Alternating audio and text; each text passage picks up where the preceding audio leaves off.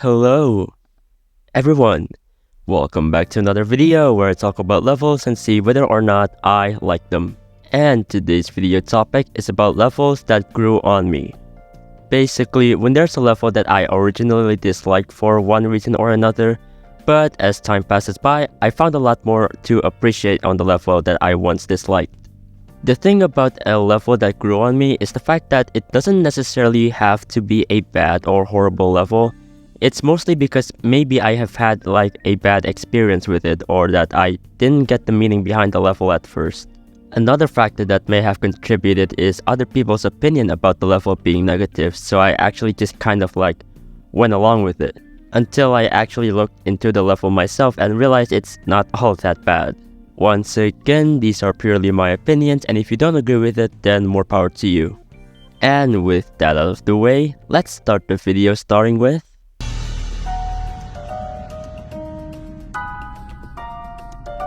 yes, I actually hated Acropolis at first. And the reasons behind me hating Acropolis was sort of odd. So the first reason why I hated Acropolis was because I thought the gameplay was too hard for what people considered an easy insane demon. This is of course mainly the cause of the first cube feeling impossible to play at first, but I also used to think the timings after it looked too hard to do, like the UFO and the ball. The only part where I would say it was easy back then was the last wave. Doesn't help the fact that the whole level is in half speed, making me think it's gonna be a pain to learn. Now that I have actually beaten the level, I can confidently say that Acropolis is barely an insane demon. Listen, even though a lot of the timings look scary to do, I can assure that it is very easy to learn and even quite satisfying in some parts. The only part I'd say that needs some getting used to is the beginning cube, but thankfully it's on the very first part of the level, so it isn't that annoying to learn. Yes, the gameplay is entirely half speed, but still it is really fun and satisfying to learn. The second reason I didn't like Acropolis back then was I thought the level looked a little bit too boring. I thought the level being all gray and monochrome made the level look dull and boring to me. It also doesn't help the fact that I've heard a lot of opinions from YouTubers and players saying the same thing, so it influenced what my thoughts on the decoration of the level is and made me think this was one of Zobros' least interesting levels that he has ever put out. But nowadays, I found a whole new appreciation on how Zobros decorated Acropolis. Rather than boring, the level now feels a lot more atmospheric without it's decorated. I really love the intimidating factor Zobros give to Acropolis with it being so dark, and the ruined city decoration adds a nice little touch to it. The structuring too is immaculate. It gives the level a whole claustrophobic feeling with how it's structured. It is actually quite impressive on how this was all made in 1.9. Yeah, I found a whole new appreciation for Acropolis. It actually used to be one of my least favorite Zobros levels to one of my absolute favorites.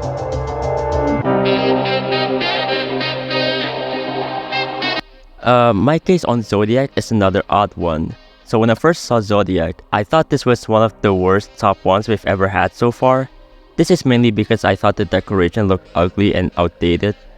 The decoration has this early 2.1-esque feeling to it where everyone was trying to do glow design levels, and I just hated a lot of the parts that were made. Because of that, I shrugged this off as a level that someone just had in the back of their catalog, and it just so happens to be a top 1 difficulty at the time. That was until I learned the history behind Zodiac and how it got to this point. It was first announced by Rico LP, where he announced that he was gonna make a 3-minute and 15-second mega collab featuring people like Rustam, Manex, and Laserblitz. Progress was going great with things like Rustam showing his part, a first preview was shown, and Rico LP holding a creator contest. Until the host Rico LP quit the game at the time, which halted the progress of the level. People thought the level was dead, but thankfully the level was handed off to a player known as Leo Creator X to continue progress. The level was handed off again to Bionox, where eventually it was finished. Now the story of the verification is where things got a lot more interesting. It was first handed off to Wushi for verification, but then Wushi got busy with other projects, so the level was handed off to a player known as Benji. Benji got some pretty good progress like 38% and 61 to 100, but eventually Benji did drop the level due to demotivation and school. Then it got passed to Diamond Splash, who did get 42% but again dropped the level and passed it off to Xander. Now this is where it gets interesting. Xander supposedly verified the level back in January of 2019, but he actually revealed that he hacked Zodiac. The thing is, he revealed that he hacked Zodiac in June, 5 months after the initial verification. But they can't just remove the level from the demon list because we already have a first victor of Zodiac, which was technical. So funnily enough, this whole situation created a new rule where if a level was revealed to be hack verified but already has a first victor, then the first victor would be crowned as the new verifier of the level. In fact, this is what happened with Slaughterhouse and Doggy when it was discovered that Space UK hacked everything. And so funnily enough, all of this stuff that happened throughout the Zodiac actually made me have this newfound appreciation for the level. It oddly enough made me appreciate the early 2.1 glow decoration for some reason. It gives the level a certain charm to it that it's kind of adorable to look at. Sure, the level is not perfect, I mean Slim Jim's part is horribly layered, but I still really like the level now. And also, it's just such a breath of fresh air to see a top 1 demon that's not a red Healthian level back then, so that's very much appreciated.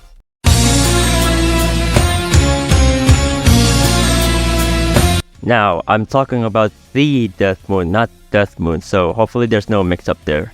My case for this one is pretty simple. I used to have this mindset that every Death Moon remake will be terrible. And my reasoning for that is pretty simple.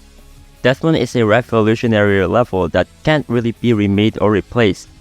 Everything about Death Moon is so perfect and so immaculate that it's really hard for anyone to try and replicate, and even harder to one-up the level. And as you can imagine, when I first saw this level, I wasn't impressed, nor was I a fan of it.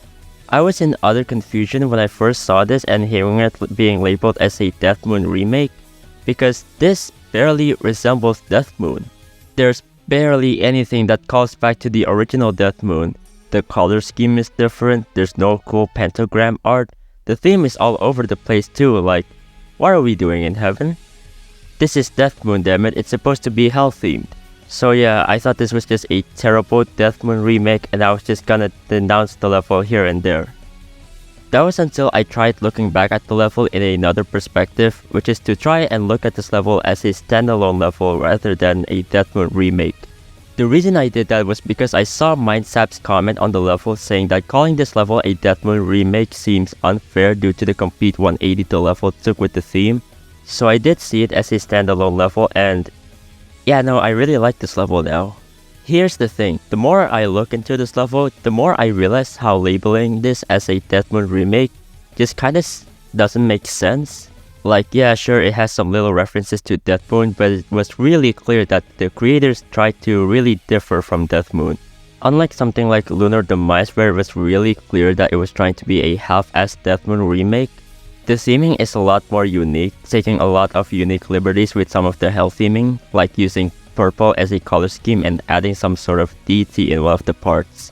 And the progression is actually another interesting aspect as well. I actually quite like how we kind of went to heaven for like a bit. Kinda reminds me of when we encounter Azazel in Helltaker.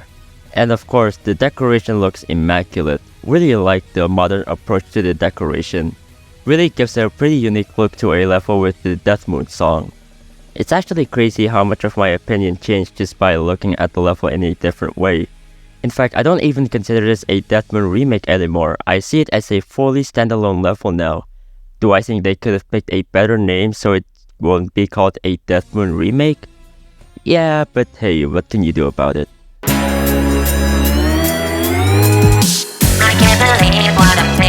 I think this is the first time ever in a video where I only talk about one extreme demon. But anyways, Melody and its creator is quite interesting. It was once one of, if not the most hated Geometry Dash levels ever, to a level that's been in discussion lately. But let's go over why a lot of people, including me, hated this level back then. And I believe it's because of one man and one man only. Etzer. Etzer made a video about how to get a featured level, an obvious joke video where it doesn't actually tell you how to do it, but he did sneak in some sort of criticism about the rating system in there, and he calls it the sweet dude effect, an effect where it doesn't matter whether a level that you publish is bad or good.